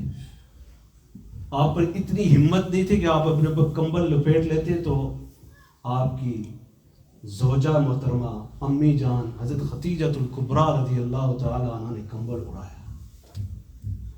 اس کیفیت کو قرآن میں بیان کیا گیا. یا ایھا المزمل، ایک جگہ فرمایا یا ایھا المدثر، یہ ایک کملی اوڑھنے والے، ایک چادر اوڑھنے والے، ایک کمبل اوڑھنے والے، کھڑے ہو جائیے، اب ڈرائیے لوگوں کو. چنانچہ حضرت خدیجہ الکبریٰ رضی اللہ عنہ آپ کی ایک کیفیت دیکھی تو ورقہ بن نوفل تھے جو حضرت خدیجہ رضی اللہ تعالیٰ کے چچا زاد بھائی تھے اور بڑے اسکالر آدمی تھے، پڑھے لکھے آدمی تھے. تورات کو بھی جانتے تھے اور انجیل کو بھی جانتے تھے، بلکہ تورات کی تعلیم درس دیتے تھے وہ سریانی زبان سے عربی میں، اور انجیل کی عبرانی زبان سے عربی میں. ان کے یہاں گھر میں علمی مجلس لگتی تھی، ان کے پاس لے گئے، ان کو سارا قصہ سنایا. تو وہ اس وقت بہت ہی ضعیف العمری میں تھے اور نابینا ہو چکے تھے، دیکھ بھی نہیں سکتے تھے. پوری کیفیت سنی رسول اللہ صلی اللہ علیہ وسلم نے بتلائی. انہوں نے فرمایا یہ تو وہی فرشتہ ہے جو حضرت موسیٰ اور حضرت عیسیٰ علیہ السلام کے پاس آیا کتابیں لے کے آیا. تمہیں تو اللہ پاک نے ایک بڑے اونچے مقام کے لیے چن لیا ہے، اور پچھلی کتابوں کے اور پچھلے انبیاء کے واقعات کو سامنے رکھتے ہوئے تمہارے ساتھ یوں ہوگا کہ تمہاری قوم تمہیں یہاں سے نکال دے گی. اور یوں فرمایا کہ میں اگر اس وقت زندہ ہوتا، میں اگر نوجوان ہوتا تو تمہارا قدم قدم میں ساتھ دیتا. اس سے بعض علماء نے دلیل پکڑی ہے کہ حضرت ورقہ بن نوفل ایمان میں داخل ہو چکے تھے. تو یہ کیفیات تھی اور یہ میسیج تھا. پھر آپ صلی اللہ علیہ وسلم نے وہاں سے اپنی دعوت کا، اپنے کام کا، اپنے مشن کا، اپنی توحید کا، اپنی رسالت کا کام پھر شروع فرمایا. اور یہ چیلنج تھا ساری دنیا کے تمدن کو، ساری دنیا کی تہذیبوں کو، ساری دنیا کی قوموں کو، پرشین امپائر کو، رومن امپائر کو، جتنے تھے تہذیبیں، جتنے تمدن تھے، جتنی سویلائزیشنز تھی، سب کو مکمل چیلنج تھا کہ کامیابی چاہیے تو توحید پہ آنا ہوگا، کامیابی چاہیے تو میری اتباع میں آنا ہوگا. اور قرآن نے اعلان کیا فرمایا؟ قل ان کنتم تحبون اللہ فاتبعونی یحببکم اللہ. اے محمد صلی اللہ علیہ وسلم کو کہہ دو کہ اگر تم اللہ سے محبت کرتے ہو تو میری اتباع میں آ جاؤ، اللہ تم سے محبت کریں گے. اس لیے کہ مجھے جو کچھ سکھایا گیا ہے وہ اللہ کی طرف سے ہے. تو سیرت، ہمارے ہاں سیرت کا مفہوم سیرت منانا نہیں ہے، سیرت منانا نہیں ہے. اپنے آپ کو سیرت کے مطابق بنانا ہے. یہ ہے مفہوم. آج امت کے ایک طبقہ غلط فہمی میں مبتلا ہو گیا, وہ سیرت کو منانے لگ گیا. ہم یہ کہتے ہیں, ہمارے اکابرین اور بزرگوں کہتے ہیں کہ سیرت مناتی نہیں ہے, سیرت کے مطابق اپنے آپ کو بنانا ہے. مرد نے بھی, عورت نے بھی, خامن نے بھی, بیوی نے بھی, باپ نے بھی, بچوں نے بھی, ایک گھر نے بھی, ایک خاندان نے بھی, اور ایک ملک نے بھی سیرت کے مطابق اپنے آپ کو بنانا ہے. سیرت کے مطابق زندگی بنائیں گے تو دنیا اور آخرت کی کامیابیاں قدموں کے اندر آ کے گریں گے اور چومیں گے. وآخر دعوانا الحمدللہ رب العالمین. درود شریف پڑھیں. اللهم صل على محمد وعلى آل محمد كما صليت على إبراهيم وعلى آل إبراهيم إنك حميد مجيد. اللهم بارك على محمد وعلى آل محمد كما باركت على إبراهيم وعلى آل إبراهيم إنك حميد مجيد. ربنا آتنا في الدنيا حسنة وفي الآخرة حسنة وقنا عذاب النار. ربنا ظلمنا أنفسنا وإن لم تغفر لنا وترحمنا لنكونن من الخاسرين. یا اللہ ہمارے اس پروگرام کو نہایت قبول منظور فرما لیجیے. یا اللہ اس کو قبول فرما لیجیے. یا اللہ جو باتیں کہیں گئی یا اللہ سنی گئی سب کو اپنے بارگاہ عالی میں قبول فرما لیجیے. یا اللہ ہمیں عمل کی توفیق نصیب فرما لیجیے. ہمارے گناہوں کو معاف فرما دیجیے. یا اللہ ہماری دنیا اور آخرت بنا دیجیے. دنیا اور آخرت کی تمام نعمتوں سے مالا مال فرما دیجیے. یا اللہ سیرت رسول اللہ صلی اللہ علیہ وسلم کو پڑھنے کی, سمجھنے کی, اس پر عمل کرنے کی توفیق نصیب فرما دیجیے. اے اللہ اپنی محبت اور اپنے پیارے حبیب صلی اللہ علیہ وسلم کی محبت ہمیں نصیب فرما دیجیے. ہمارے بچوں کو نصیب فرما دیجیے. ہمارے گھروں کے اندر برکتیں نصیب فرما دیجیے, رحمتیں نصیب فرما دیجیے. اے اللہ ایمان اور اعمال والی زندگی نصیب فرما دیجیے. مساجد اور مدارس سے تعلق نصیب فرما دیجیے. یا اللہ گندی اور بری چیزوں سے ہم سب کی حفاظت فرما دیجیے. گندی اور گناہوں والی زندگی سے ہم سب کی حفاظت فرما دیجیے. ایمان اور اعمال اطاعت والی زندگی نصیب فرما دیجیے. ہمارے بچوں اور بچیوں کی حفاظت فرما لیجیے. ایمان اعمال کی حفاظت فرما دیجیے. یا اللہ ایمان کی غیرت ہم سب کو نصیب فرما دیجیے. ہماری اس مسجد اور مدرسے کو قیامت تک کے لیے آباد و شاداب فرما دیجیے. یا اللہ یہاں جتنی محنت ہو رہی, جتنے پروگرام ہو رہے ہیں, یا اللہ ان سب کو قبول فرما لیجیے. یا اللہ جو محنتیں کر رہے ہیں, کوششیں کر رہے ہیں, اپنا وقت دے رہے ہیں, جان لگا رہے ہیں, مال لگا رہے ہیں, یا اللہ ان کے گھروں کے اندر برکت نصیب فرما دیجیے. یا اللہ ان کے کاروبار کے اندر برکت نصیب فرما دیجیے. ان کی اولاد کے اندر برکت نصیب فرما دیجیے. یا اللہ قیامت تک ان کی نسلوں کے اندر ایمان والوں کو, ایمان والیوں کو پیدا فرما دیجیے. صالحین اور صالحات کو پیدا فرما دیجیے. ذاکرین اور ذاکرات کو پیدا فرما دیجیے. دین کے علمبرداروں کو پیدا فرما دیجیے. یا اللہ دین کو بلند کرنے والوں کو پیدا فرما دیجیے. دنیا بھر کے اندر جتنی مساجد ہیں, جتنے مدارس ہیں, جتنی خانقاہیں ہیں, جتنے مکاتب اور مدارس ہیں, اللہ سب کی حفاظت فرما لیجیے. سب کو قبول فرما لیجیے. جو ادنا سے ادنا محنت کریں ان کی محنت کو بھی قبول فرما لیجیے. اخلاص پیدا فرما لیجیے. ہماری صفوں کے اندر اتحاد پیدا فرما لیجیے. اللہ ایک دوسرے کی محبت, ایک دوسرے کی قدر کی توفیق نصیب فرما لیجیے. اللہ ہماری مستورات کو, یا اللہ ہمارے بچوں کو, ہماری بچیوں کو, یا اللہ دیندار بنا دیجیے, نمازی بنا دیجیے.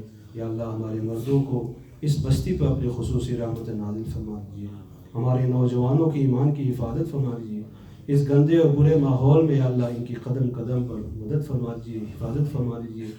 یا اللہ نمازوں والا بنا دیجیے, قرآن والا بنا دیجیے, حدیث والا بنا دیجیے. سیرت پاک صلی اللہ علیہ وسلم کا نمونہ یا اللہ ہم سب کو بنا دیجیے. اپنے فضل و کرم سے ہماری دعاؤں کو قبول فرما لیجیے. ہمارے جو علماء باہر سے آئے, تشریف لائے, یا اللہ برکتیں پھیلائیں, یا اللہ اچھی اچھی باتیں ہمیں سنائیں. سب کے علم میں, عمل میں برکت نصیب فرما دیجیے. جہاں جہاں یہ حضرات کام کر رہے ہیں, جن جن مسجدوں کے اندر جہاں جہاں دینی محنت کر رہے ہیں, کوشش کر رہے ہیں, ان سب کی محنتوں کا برابر فرما لیجیے, قبول فرما لیجیے. ربنا تقبل منا انك انت السميع العليم وتب علينا انك انت التواب الرحيم. سبحان ربك رب العزة عما يصفون.